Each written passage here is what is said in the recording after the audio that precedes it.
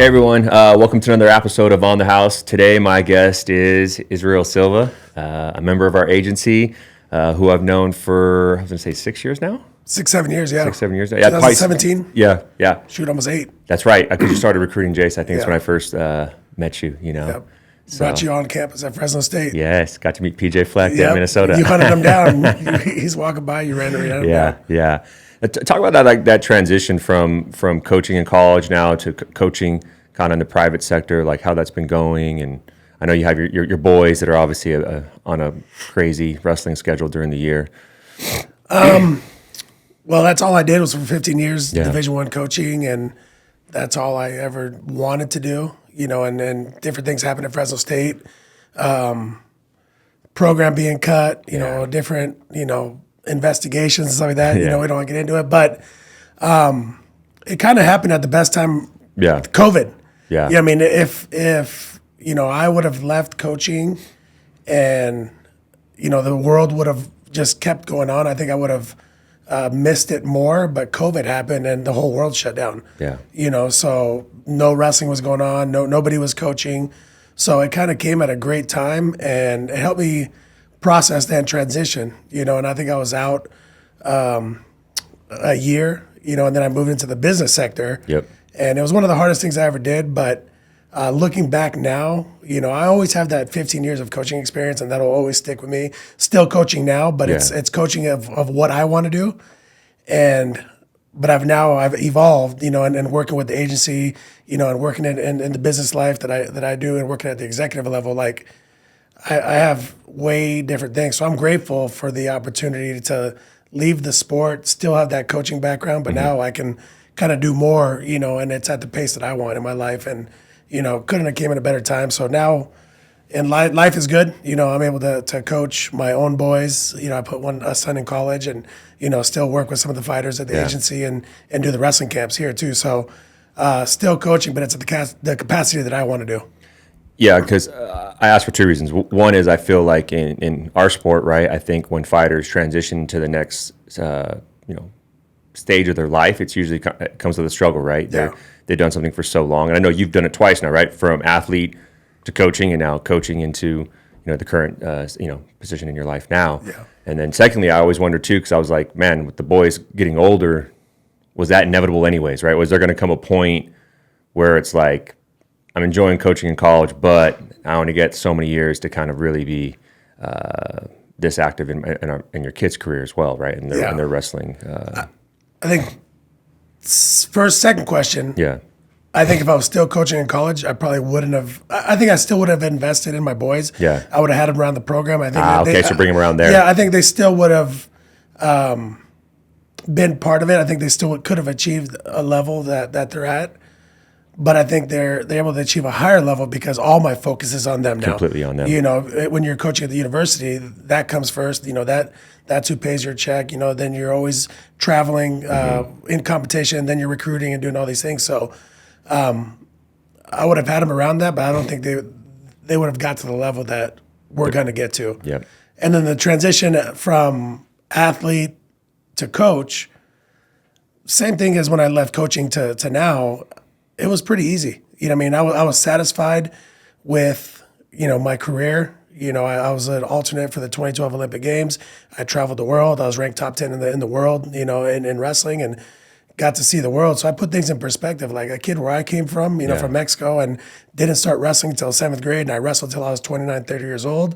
I was like, man, I accomplished a lot, and I knew I was going to transition to coaching right away, and I started investing in my kids and loved that aspect. So I've had 2 transitions in my life, and they've gone relatively smooth, and just because of gratitude. I was grateful for my athletic career, grateful for my coaching career, but I was always like, there's always something more that I could be doing. I'm always going to invest or pour into something else. So what is it? Yeah. Is it different, or how? I mean, I know it is. How different is it coaching your kids from it was in college? The college students. I mean, you do play like a mentor, father figure role for a lot of the college athletes, student athletes in college. Yeah. But how's it now? It's I don't know. I don't know if it's different. I'm just as invested, but it's more rewarding. And it's harder, definitely harder. What I mean? Because And as you start getting more success, then there's more pressure, and then there's like, there's a lot of different things that you have to continue. But it's not harder. It's the same thing. The same system that I did with my college guys, the same system I did with my senior level guys. I'm doing the exact same thing. I'm not reinventing the wheel. What I've done in the past is proven, and it's just commitment every single day and kind of periodization training throughout the whole year. And, we don't focus on the results. Everything's about the process. If we take care of today, the results will take care of themselves. So nothing's changed. That's the exact same philosophy that I was taught when I was competing, from Coach Steiner, Coach Terry Brand. So I'm fortunate that I've been around awesome coaches and I have an extensive coaching experience that, like, my boys are getting it every single day. So it's an awesome journey. I love it every single day, being with them, sending them little reminders every day, text messages, when we see something or, as much as the physical and the training, like I'm working on the psychology and the mental aspect and the social aspect of it. Like I don't want my kids to just be good athletes and, not good in the classroom or, be shitheads, in society. Yeah. I want them to have the whole package. Yeah. Be good in on and off the mat. Yeah. And it's like how you do anything is how you do everything. Yeah. So I don't want them to have, deficiencies in any aspects of their life. There's things that we can continue to get better at, but I don't want one thing to be great and the other thing to be, low. Yeah, I remember when you brought them around for, Brandon's title fight in National Fight Week. I thought that was really cool that they got to experience such a high level week, at such a young age. I remember thinking like, man, I wish I would have had an opportunity to experience something of this magnitude at a young age and just kind of see the ebb and flow. And I brought him to Brandon's fight camp, getting ready for the Canada card. And I'm grateful for that. How I would have them around my college guys. Now I'm able to, bring them around you, International Fight Week, bringing, and Brandon's invested in my kids. He always asks about them and stuff like that. And they feel, this is a world champion. Yeah. And they get to touch him. They get to see how he trains, so for them to see that, it's not out of the realm for them to achieve that. Yep. And that's what we want to achieve. So I'm very grateful to be able to give them those experiences. And it makes, my commitment to Brandon and Iridium, makes it all worth it. Yeah. Because my kids can kind of be with me along the way. I was just to make this argument, like I feel like kids that, grew up taking batting practice with their dad on the field or being the bat boy at the game, not that it was easier for them in some aspects, not because they have their dad's genes, but also because I feel like it's normal, right? When you're around all these people, you humanize them. You're not looking up to them like, oh man, like that's so-and-so, like you're like, oh, that's my dad's friend. He plays center field. Yeah. And when you kind of have that experience at a young age, again, it shows you that it's all possible, right? It shows you like, man, these guys are just like me. Like they come from the same place like me, So I always feel like that's such a huge advantage. And I feel like when you could give a kid that opportunity, I know with my nephew, I'm trying to bring him around all of this. I want him to see all of this so he can see we're all just normal people trying to achieve great things. And it's very possible. It's just hard work and a lot of consistency.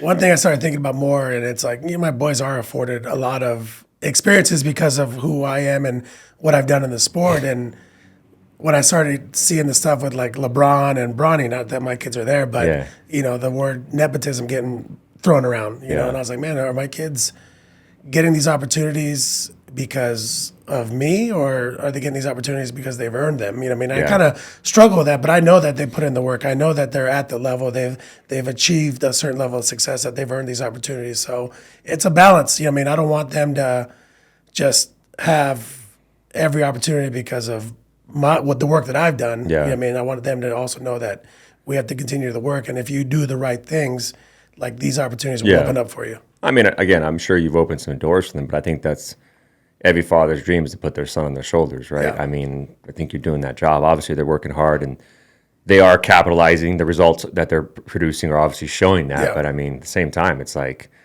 you did earn the opportunity to give your kids that opportunity. Like those are the relationships you've built and cultured for so many years. And I think it's cool to see when I see them in the Olympic Training Center and I see them all these things. Like I'm happy for them as an athlete my whole life. Like that's cool. I couldn't imagine being there at that age, like to be around that. Again, that's really humanizing the whole thing, right? It's not putting on a pedestal like I'm here. This is achievable. Like I can touch it. It's it's all there for me. No, it's a fun ride, and in 4 years they're going to go off to college. You know what I mean? Yeah. And it's not that it's coming to an end, but it's like I make sure that every day I appreciate where we're at today. Yeah. You know what I mean? Like show them gratitude. Give them love. Be part of the process. Be present in that day because it does go fast. You hear it all the time. Oh, it goes by fast, and it does. You know what I mean? I got my son that's in college. And then the twins are starting high school next year, and they're not youth wrestlers anymore, or they're not youth athletes. So I make sure that I'm present, in every day and in what we're doing. Yeah, I think that's something having my nephew around has really showed me. Like I hear you guys talk about this, but until you have a little one around and you see how fast they're growing, you're like, oh my gosh, like there's only so many moments you're gonna be able to get, and you don't want to miss one, right? Yeah. Like you want to be there for every single thing they're doing, or every practice even.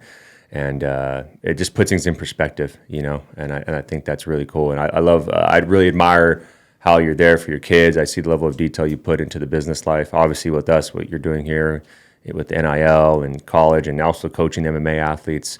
So I know it's a full plate. But it's what I want to do. Yeah. It's things that I want to do. I can easily remove all of it. It's just be a regular guy, but I want to, I think in your last podcast with Jared, it's not about money anymore. It's about experiences. Yeah.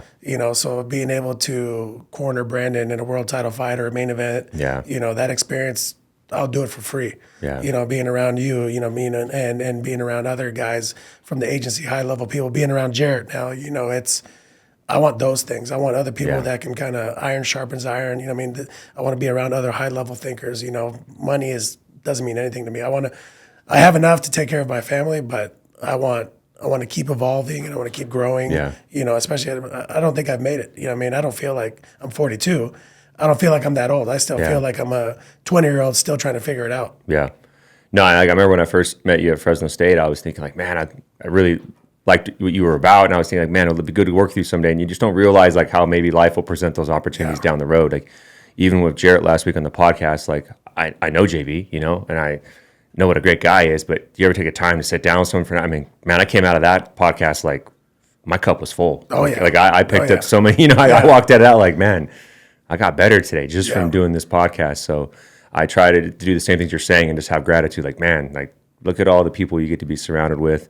Look at the people that you get to choose to work with, even going to Oklahoma State, working with David Taylor. I got a lot of gratitude towards you and everyone that made that possible. I'm like, man, I watched David for years, like I never thought I would work with David Taylor, and then you're like, when you brought the table and now we're sitting here on a wrestling mat in Stillwater, I'm like, man, life is wild. Like this is all, anything is possible in that sense, and I can see why you loved coaching college wrestling so much, because being around the program for a week, it's a great culture. Oh, it's a family. It's a great experience, everything about it is just family and working hard, and the same thing, ideologies that we're all about. It's very similar to MMA. It's very.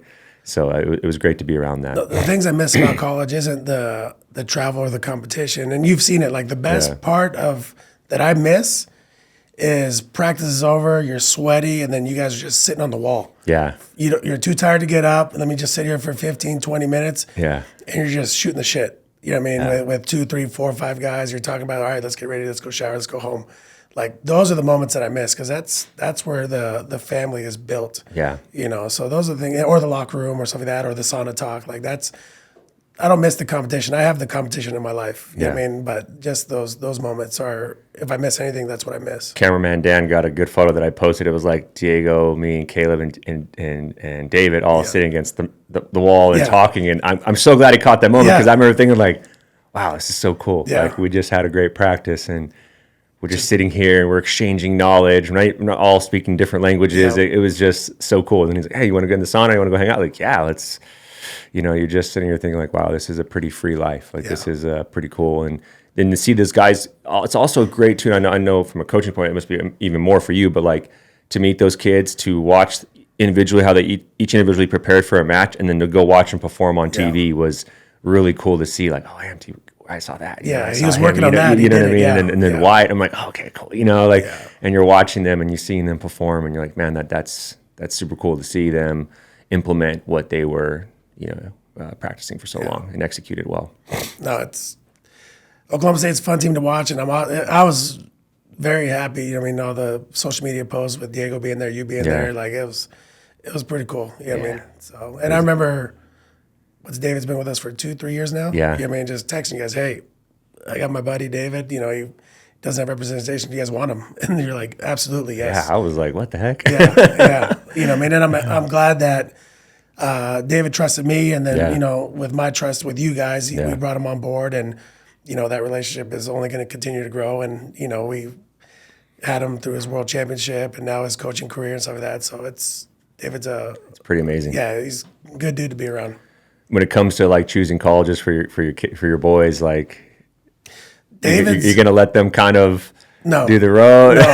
I've already made it public. Like, you know, the boys, it's gonna be 2 or 3 schools. You know what I mean? And it's people that I trust. Yeah. You know, and David's obviously one of them. The twins have known him, you know, for 5-6 years. Yeah. You know what I mean? And every time I talk to David, how are the boys? You know, what are they doing? So he's invested in them, you know. So Oklahoma State, you know, and obviously West Point, my son's doing well there, and they have a great coaching staff, you know, and going to West Point is beyond wrestling. Yeah, that is a huge opportunity. Yeah, so it's, well, I'm not a Bo Bassett, you know, recruiting process where you draw it out, you know, taking all these visits. Hey, it's 2 or 3. We're not going to waste anybody's time. You know, I respect and trust a handful of guys with you guys, you know, so I just have to convince the boys that they have to go together because, you know, right now one wants to go somewhere and the other one wants to go. Talis wants to go to David Taylor, 100%, no doubt about it, you know, and then Tiago's like, maybe West Point, maybe this, and it's like, you guys are going together. You guys are stronger together. You guys aren't going to separate at all. Yeah. You know, so you guys got to figure it out or I'll figure it out. Yeah, I always wonder what that must be like when that process comes, especially now. I mean, obviously, NIL, everything has just changed that whole structure. But it's cool to see. I'll be very excited to see where your boys end up. And obviously, if they went to Stillwater and it's more excuses for me to go out there to spend time with them, I would be over the moon. It's gonna be an easy process. It's not gonna be. You know, I mean, we're gonna know before we know. You know, I mean, it's if the boys take care of business and they get to the level that they want to get to. Yeah.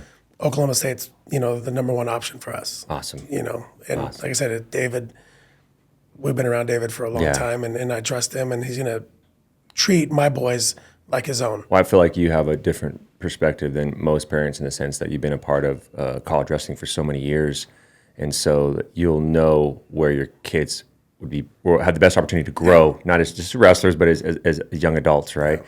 And I think that's the key is the culture, right? I mean, and plus, I know like I always tell people like I made a decision at 18 to go to a certain school to play baseball. I did not realize what a huge decision that was at the time. Yeah. You know, if I would have told you how I made it, like I went to a game on Saturday, I saw some cute girls in the stands, coach was talking to me, it was all fun and games. I'm like, man, this place is cool. I'm going to come here. If I told you that, I'd probably be like, but now looking back on it, like, you know, Coach Winterburn was probably one of the biggest mentors of my life. Yeah. Like he shaped everything about, I mean, he literally took a piece of clay and molded me. Yeah. So I think it's, you know, my parents didn't have experience with this, and I think we did a great job with what we knew and didn't know. But I can imagine with you, right? Like, I mean, you'll know every question to ask, you know, even from the, you know, academic portion of it to the, you know, athletic department portion of it. And so I'm just excited to see, like, I was excited when Jace was going through that process, and Jeremy was asking me a lot of questions about college and how it all worked, you know, but now, I mean, it'd be cool to see how you do with the kids. It's not a 4 or 5 year decision. It's a 10-year decision. Yeah. You know what I mean? You're not going there, you know, to go to college and then you're done. It's like RTC, post-college, you know, stuff like that. And, you know, West Point, it's a 10-year commitment, you know. Yeah. And so, it is a 10-year commitment decision. And it's not going to be hard for us. You know what I mean? We know where we want to be, you know, what we need to do to get there. And we don't care about NIL, you know what I mean? And the boys are exposed and, you know, to all the stuff with the agency. They're pretty well-versed in knowledge. You know what I mean? Like, they're going to make a decision where they can be the best athletes and the best people. You know what I mean? I feel like the NIL is such an interesting situation because you're almost paying before they performed. Yeah. It's a very interesting, you know, situation. Yeah. You know?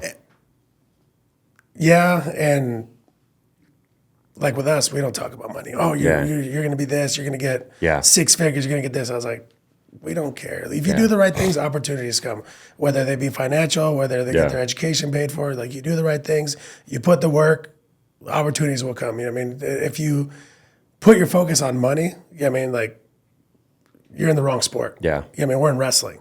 You're not making a lot of money in wrestling. You know what I mean? If you're in football, wrestling, or basketball, yeah, we can talk about millions of dollars, but this is a decision that we want to get the most out of ourselves. Yeah. I mean, obviously, as an agent, I'm very happy that the athletes are getting paid, and I think they deserve to get paid. I just wonder, like, how the system has been formed by NCAA. I don't know if it's the most efficient. You know, I will say that, you know, in the way that this is all going and how this is all being done, I feel like there's a way this could have been structured differently. But as a macro, I'm very happy. Like, I felt for years. I mean, I grew up a big USC fan. Yeah. Like, I mean, Reggie Bush, come on, baby. You know what I mean? Yeah, like, and he deserved every penny because he brought in, you know, millions and millions of dollars to the university. When Johnny Manziel was like, hey, I saw all those jerseys flying off at the student store. Like, I feel for him, you know, and I do think the athletes deserve. So I'm very happy for it. You know, I just think it has to be a structure that makes sense to keep this a healthy ecosystem. I right? think it's got to be split where the Olympic sports, you know, and the money generating sports are separated. You know what I mean? Okay, like two different guidelines where, you know, the wrestling, we're happy, not happy, but you know, I mean, unless you're in Oklahoma State, Penn State, or Iowa, where you're bringing in 10, 15,000 fans, you know what I mean, then you can get you know, shared revenue for those things like that. But, you know, 90% of the programs don't make money. You know what I mean? So get your education paid for, you know, get your living paid for, you know, things that make life easier. Let's work towards that. Yeah. But if you're a football and you're selling $110,000 or 110,000 seat arena stadiums, it's a big difference. Yeah, that's a big difference. You know what I mean? So I think the NCAA could have done a better job of splitting those two. You know what I mean? The gymnastics, the swimming, the wrestling, you know, those sports from really it's just football and basketball. Yeah, those are probably the two biggest. You know, so all the decisions are based on football and basketball that are impacting, you know, the smaller Olympic sports. Yeah, being in Stillwater was so interesting to me. Just like, I mean, my Uber driver's like, "Oh, where are you going?" I'm going to you know, train at OSU at the wrestling. It's like, man, me and my dad, we've had tickets for 18 years. Yeah.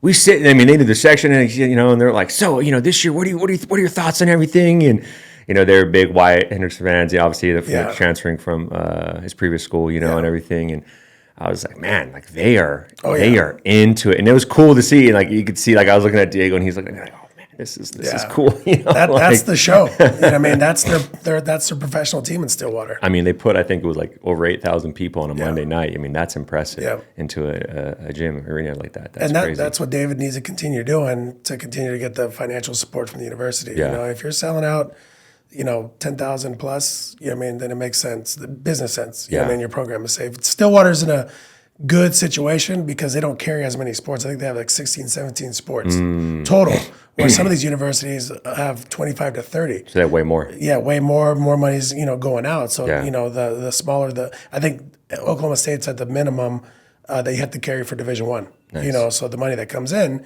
gets spread pretty evenly. Everyone's eating. That makes sense. For the boys, if they ever wanted to fight, would you be cool with it?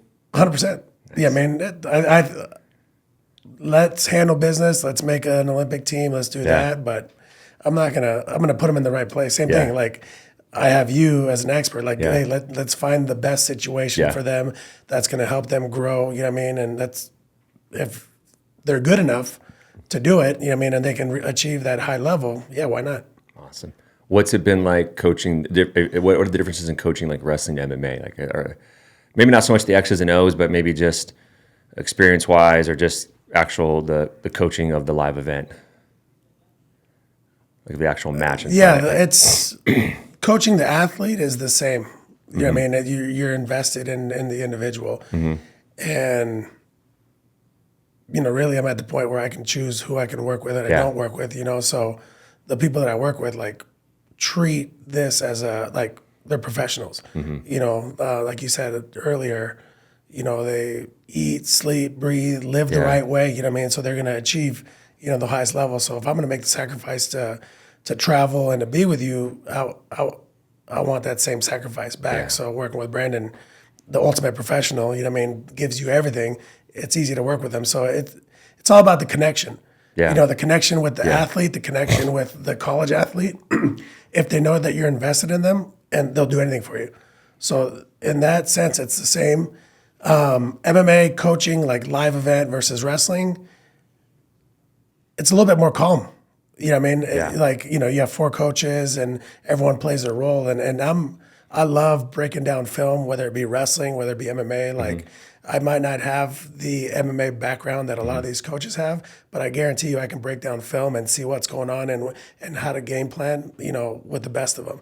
Because I've done that with wrestling, and that's years. what I enjoy the most of it. Yeah. I was watching Brandon's opponent that he has coming up, and right away, all right, I saw this, and then we worked on it yesterday, and it worked, and Brandon picked it up right away. So I think it's all the same. I mean, the emotional intelligence and reading your athlete, and by the time I get to Brandon, end of the week, I look at him and I see like, all right, I know he's probably had 8 workouts by now. I have this plan. But I noticed that he's kind of dragging. All right, let me spend a little bit more time warming him up.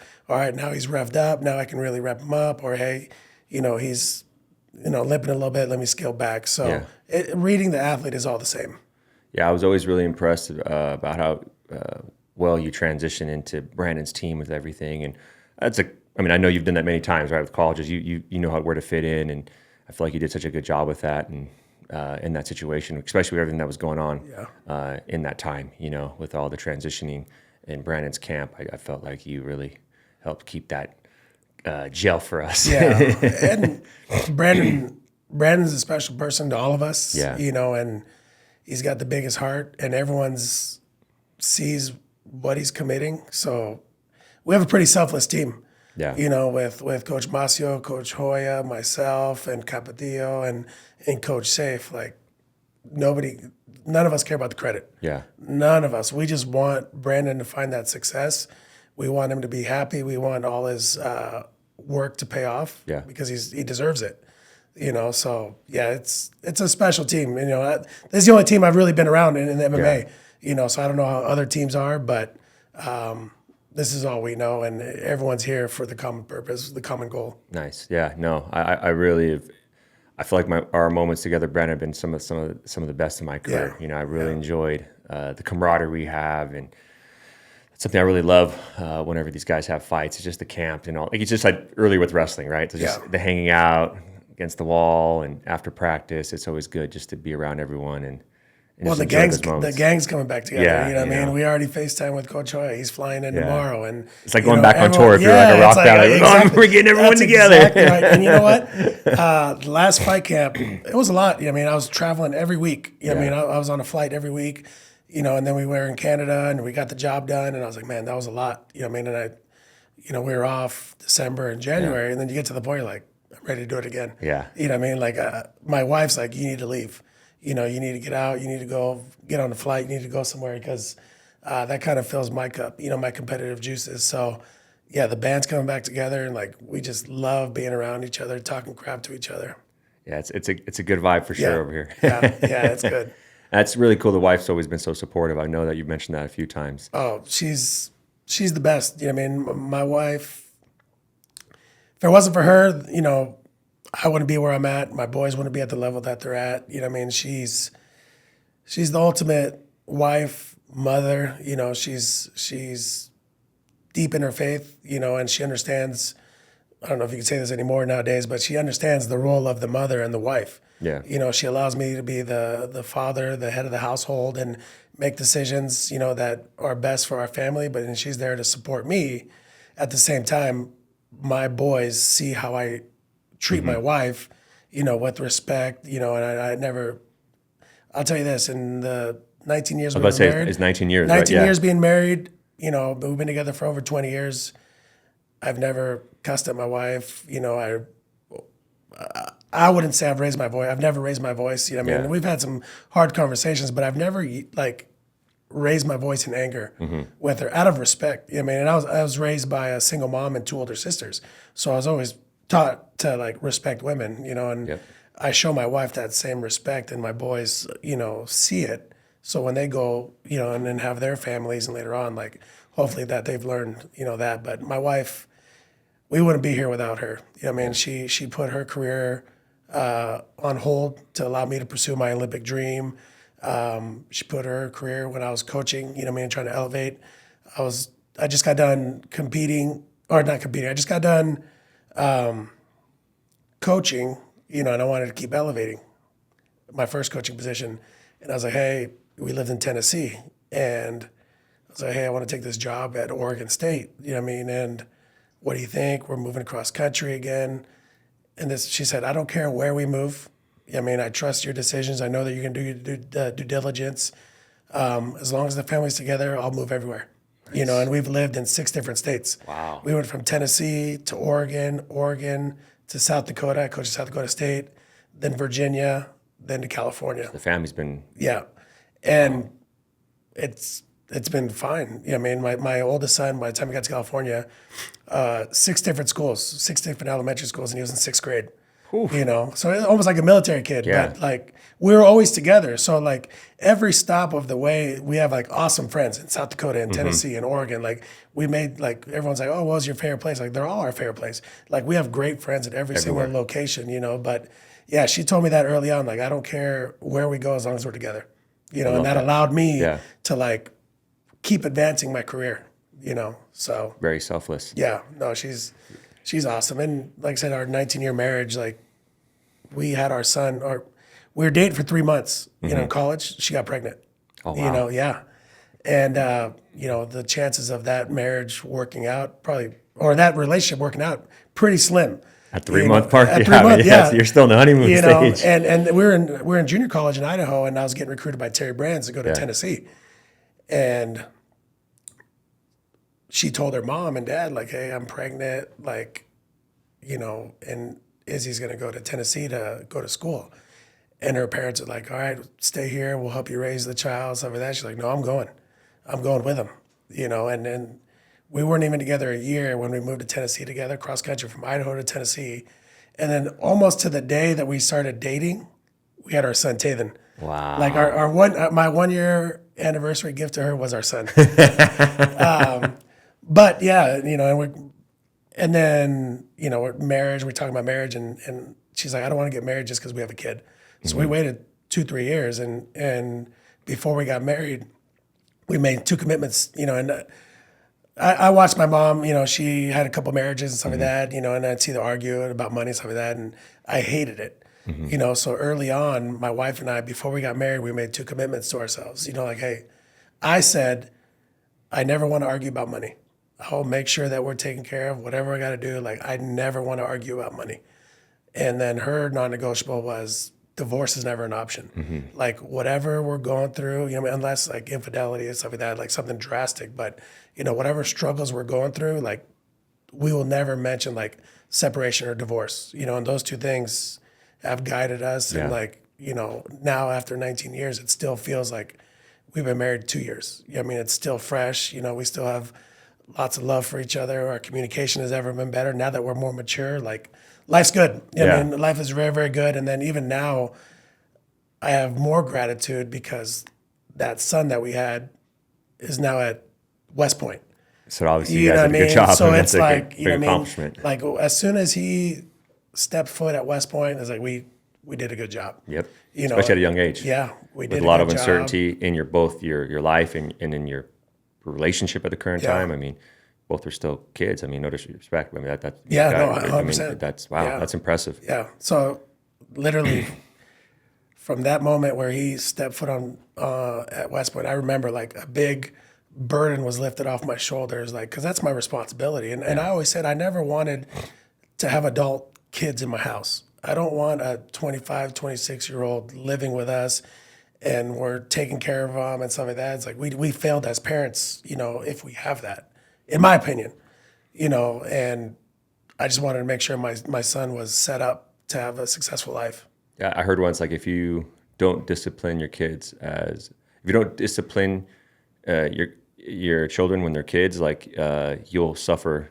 Yeah. Like, how'd it go? I remember. Like, I know what you're talking about. Yes. I know the quote. Yes, but it's like basically you have to suffer the rest of your life. Yeah. You know what I mean? Like if you don't suffer the pain of disciplining your kids when they're young, you're going to suffer the pain of them, you know, not being good adults and having to watch them kind of, you know, struggle through life. And I believe that. And to your credit, on the second part with the D word, that's something I really like. Oh, I mean, I'm embarrassed to say this on camera, but I think it took me,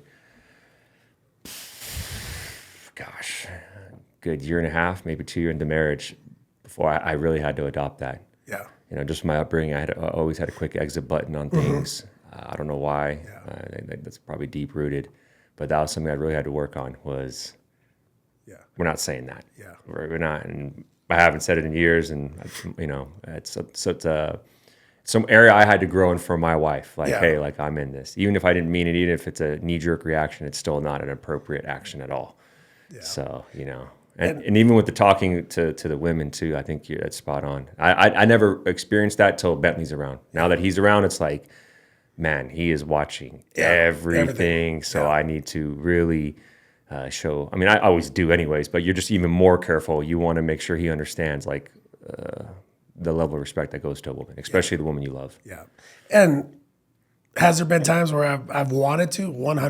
You know what I mean? Have we been angry at each other or going through a tough time? 100%. But just the respect has always been there. It's like, I kind of stay quiet. You know what I mean? It might take me a day or 2 or 3, you know what I mean? Like if I'm upset about something or vice versa, you know, where I'd rather do that than say something that you can't take back. Yeah. You know what I mean? So, yeah. And I really don't know how.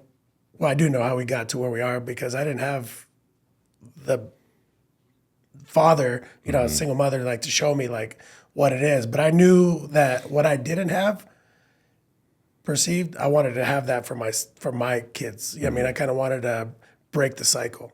You know what I mean? And you know, the legacy that is going forward starts with me, you know, and my kids, you know, going forward, not anything previous. Yeah, breaking those generational curses. And I mean, I think you, from what I've seen on the outside, I think you've done a phenomenal job. Your boys have always been super respectful. I'm always impressed with them. I'm like, man, these guys are they're like young men already. And it has been easy, and there's tough times, and there's tough conversations on the way home from practice or different things. And I've taken ownership. You know what I mean? I've overreacted many times, you know, but I don't have a big enough ego to tell my boys, hey, I probably didn't say it the right way, but this is what I meant. I apologize. You know what I mean? All the time. You know what I mean? And even my relationship with my oldest son, you know, he's a mama's boy, and he went away for high school for 2 years to Illinois. It's because something he needed, you know what I mean? And I was very, very tough with him, and everything was results, you know what I mean, academically, because of that pressure that I didn't want him to fail, you know, and I don't want to fail as a father. So everything in our relationship a lot of it was transactional, you know, like academics or wrestling, stuff like that. And I didn't really give him like the softness that my wife gives him. But now being at West Point and he sees kids like dropping out or leaving and, you know, how tough I was, he came to me, he's like, Dad, thank you for being so tough on me because it's prepared me for this, you know. And now my relationship with him, 20 going forward, like we're very close now.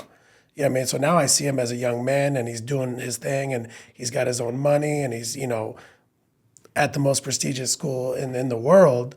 Like I can relax and just, hey, you know, let's talk about life. You know what I mean? He holds a great conversation. He's a high thinker. I told you he wants to be a lawyer. You know, he wants to be a JAG. So it's like him telling me last week that he's going to study law and legal studies and he wants to pursue that was better than any championship that he ever won. Just him communicating that and making that decision on his own. It's huge. Was like I was just like he won a big match. Felt the same way. I think it's awesome how much you always like you will admit your mistakes to your children. You know, I didn't learn to say sorry growing up, and it's something within the company here and even in my marriage. Like you have to say sorry. It's ignorant to think that in 20 years in a relationship you're not going to make a mistake. That you're not, even if you know, with the clients. And so now I met with a prospective client last night for dinner, and it's reminded me you brought this up, and I said, hey man, I'm telling you the processes that we bring here at the agency that will lead to results. And our process has shown these results year in, year out. But there will be mistakes made. And I want you to know that I will own them up. And it would never be intentional, but I am human. And I just want to have that type of relationship with you where I can call you up and say, hey, I'm sorry, I made a mistake here, you know, or whatever it may be. But I want you to understand these things. And I feel like it's the best way to start a relationship with that now, and just put that on the table right off the front. Because when you're first dating a woman or you're meeting a client, you're kind of meeting the representative, right? You're saying all these great things, and it's all the highlights of what you can provide. And I almost wish to just come out and be real right off the rip, right? Like, hey, I'm human too. I want to have my moments too. But just know I'm going to love and care for you to the best of my damn ability. I'm going to give you my all. And I feel like that's helped a lot with our relationship. So here you say that to your kids, you know what I mean? Because it took me a long time to learn how to tell Lisa sorry. I would just kind of like be quiet, and then we'd, just walk in the room together and act like nothing ever happened. It's like, that's not okay. You know, like you have to be like, hey, I'm sorry. I am a sore loser. Our guy lost. I'm in a bad mood right now. It's not your fault. I'm grateful you're here. God knows where the hell what city we're in. You know what I mean? Like, and I'm sorry. And it was harder for me to do that with my wife than it was with my kids. Really? Yeah. And it's been a while, what I mean? But yeah, it was harder for me to show that vulnerability to my wife. You know what I mean? Like, hey, I made a mistake. I'm sorry. And she's the same way. She'll tell you she's just as stubborn as I am. You know what I mean? So, and I've told her, I was like, I'm always the one that says sorry first. And I was like, you have to start doing it. You know what I mean? I'm not going to get going on this. Elisa's going to kill me if I bring this up right now. So I'm glad that it happens. But she's just as stubborn, and she'll, like hold out and ride it out. And I'm like, I'm tired of it. Yeah. I'm sorry. This is why I was feeling some of that. So it's all normal, and we move on from it. You know what I mean? And just the communication is key and important, and showing that vulnerability and letting them know what you need. You know what I mean? And what you're going through. Hey, I'm going through this, and this at my work. This is the stress, some of that. And so then they know like what's going on. So they might back off, and tell you, not worry about the dishes or not worry about, taking the trash out because if they have a better understanding of what's going on, then they'll be more adept to adapting to you. So that's important. Just let them know what's going on and what you're going through, or something big's coming up, or, hey, I have anxiety over this, I get anxiety if I don't train, a couple of days. And my wife knows, and as soon as I go, and I let it all out and I come back, I could be a better husband, better father, so I need to do it, and she understands that. Even the travel, she understands why I travel and why I come to fight camp and why I do the wrestling camps and why I do everything. She doesn't have to like it all the time. I'm sure Elisa, like, hey, you got to travel all this place. Like, she understands it. It's part of your job. It's how you provide. But sometimes it's hard. We did the high lows with my wife that you talked about, Jared, and I just texted her, hey, what was your highs? What was your lows? And she's like, my highs were my team really stepped up. We had call outs, blah, blah. We had an awesome day.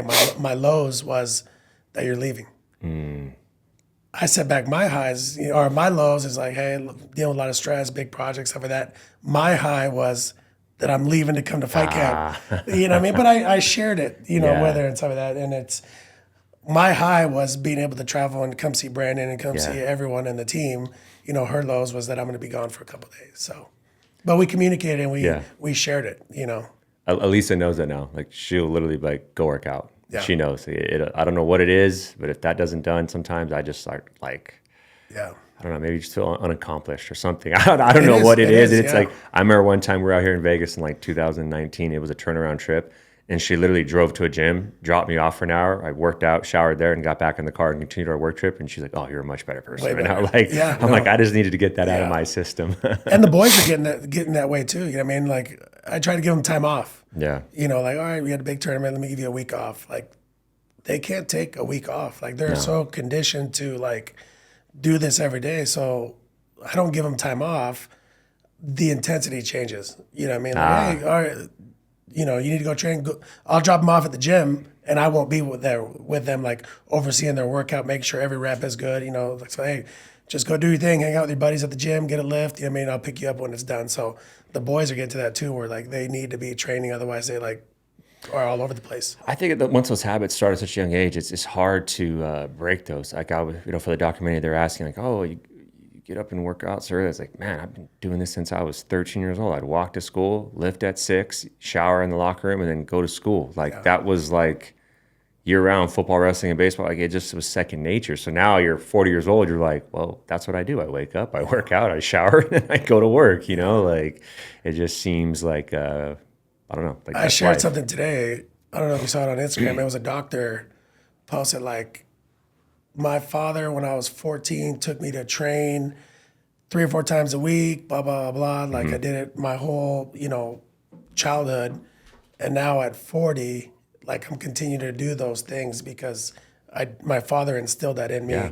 I mean, I shared, I was like, I'm going through it right now. And the other day, my son on our family chat sends us a video of him lifting, deadlifting, you know what I mean? And he's by himself in the West Point wrestling room. And I replied back, I was like, makes me happy that, the love for like training and lifting has been instilled in you guys, and you guys continue to like seek that and still do it. You know what I Yeah. mean? And he's doing it on his own, and he loves it. And he loves to talk about, weightlifting or supplements and stuff like that. So it's pretty cool. That's awesome. Yeah. I mean, that's so good that they're experiencing that at such a young age. Yeah. Especially now where I think health is finally getting its due in Yeah. society right now. I think we're the most health conscious we've been in years as a society. So it's cool to see them thriving like that. Yeah, and it's our time. And we're driving to the gym at 4:30 in the morning, and my boys are tired. And I remind them, I was like, hey, as much as we're gonna go get in shape or we're gonna get strong, like you guys are gonna. And I tell them, I was like, you guys are gonna look back, or you guys are gonna tell your own kids, like, hey,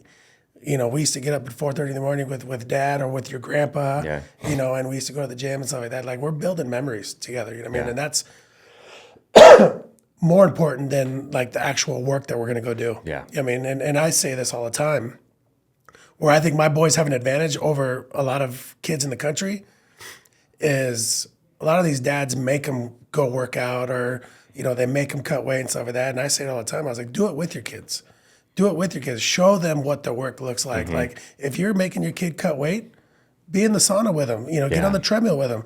If your kid's in strength and conditioning, do it with them. Yeah. Show them what the work looks like. And I've always tried to model that for my boys, and I see the boys all the time where they're competing against other kids and their dads are, not in shape, or they're out in the bars drinking the night before and they're coming to the tournament hungover, and then their kids don't have success, and then they're yelling at them. I was like, well, You weren't you're a part not of doing it. your job as a father and showing them what a healthy lifestyle looks like, what, being healthy, what training, what sacrificing looks like.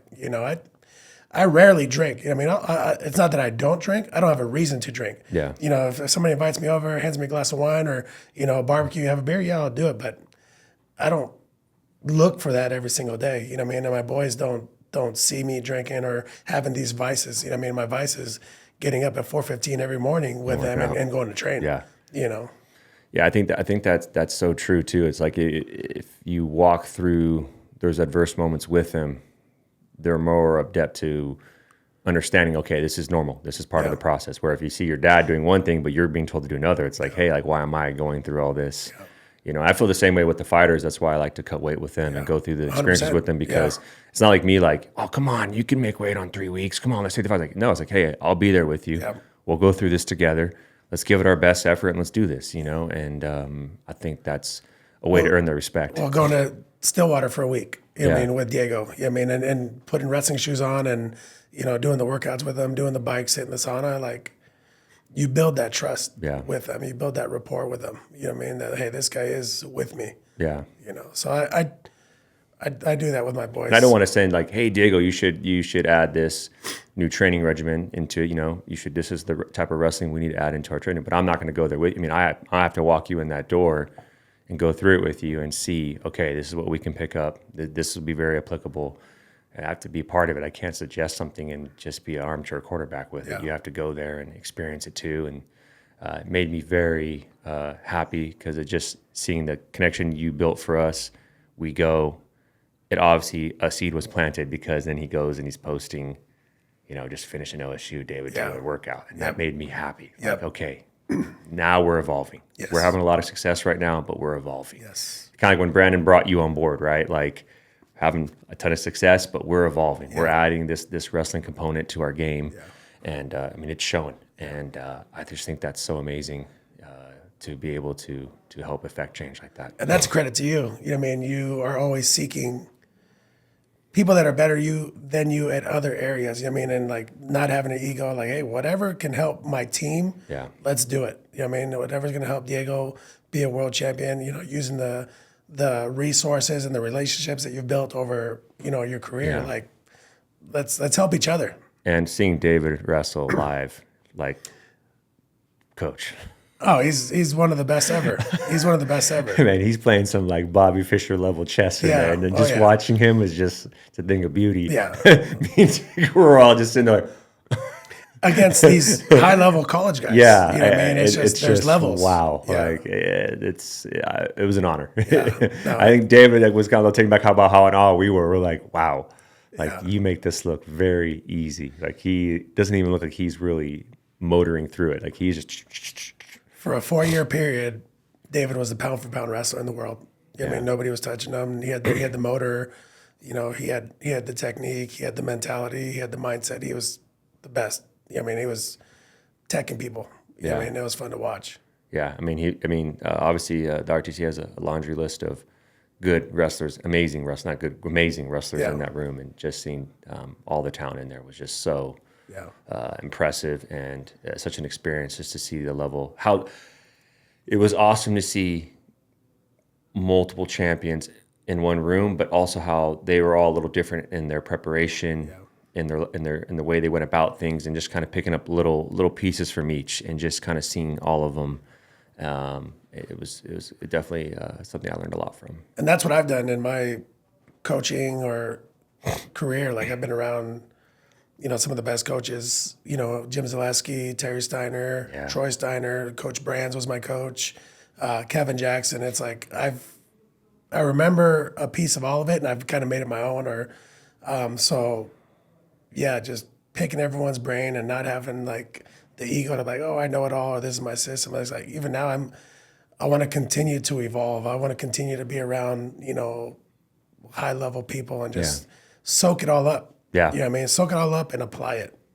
I always feel like sometimes I get in a room with like people like that, and it's almost like wish you could film it because there's so much going on, and there's so much you're trying to pick up. You're just trying to like.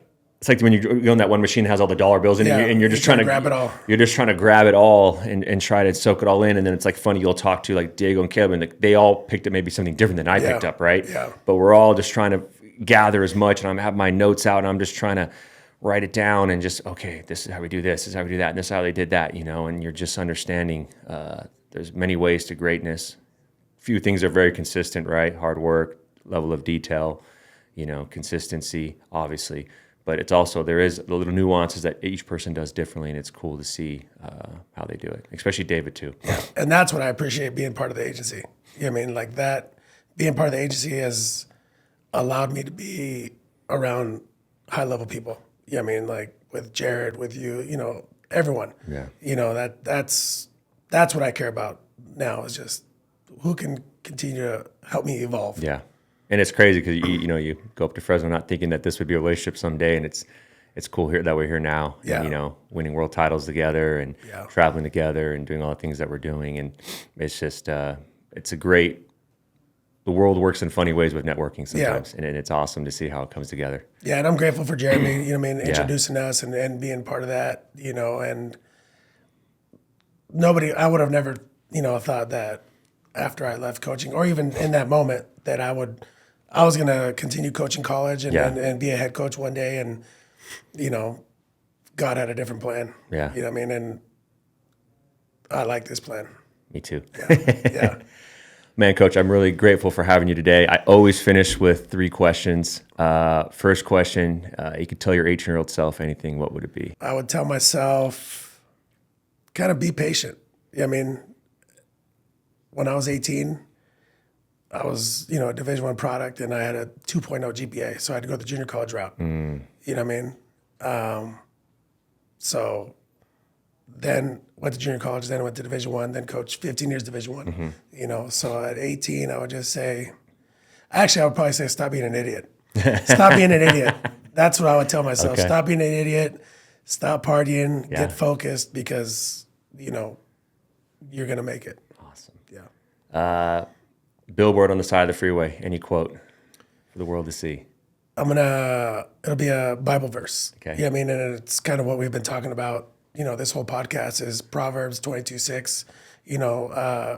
Train your kids in the right way, and then when they get older, they'll never, go away from it. Awesome. And that's with all my kids. It's like, if I do treat them, or not treat them right, if I instill the right things in them now, and be God-fearing and in the scriptures, and then show them love, and I'm already experiencing it because I have a big age gap with my kids. My oldest son is showing that, and then it's allowed my younger kids to see like their older brother still being close with our family. So they get to see it. Yeah. Yes. And he tells the twins like, hey, I know dad's tough. I know this isn't this, but just listen to him because it's going to help you. You know what I mean? Out. So my oldest son has done an amazing job of like still being a good mentor, for the boys, and then they see the level that he's at. And my son, 3-hour difference, is FaceTiming my wife every night. That's awesome. Every night. Him and I communicate through text and we're good. Like we don't need to, but he'll FaceTime my wife for an hour. Yeah. And they're just sitting there looking at each other, chatting, stuff like that, which I love it. I don't get jealous of it. I was like, he has that relationship with him. I have that relationship, but he's taking the time to call mom every night. That's good. So, yeah. And last Proverbs one. 22:6. Proverbs 22:6. Yep. Okay. It'll help you with Bentley. Yes. Now, I was going to write it down. Yeah. And then last one. One song on your playlist for the rest of your life. What are you going with? You know what? You got me hooked on Zach Bryan. Okay. So I knew who he was. Yeah. I knew who he was, and I went to the concert thanks to you. And literally for 2 months, that's all I listened to. You know what I mean? I have a 30-song playlist of Zach Bryan. So it's going to be a Zach Bryan song because I love him now. Yes. Okay. I would probably Son to Me because it reminds me of my wife. Beautiful song. Yeah, Son to Me. Like I listen to it when I'm traveling and stuff like that, and it's just like I shared it with her. Like that one, homage to my wife. Beautiful. Yeah. Thank you, Coach, so much. Appreciate it. Thank you, everyone, for tuning in. Catch us on all the social media platforms, and come back soon.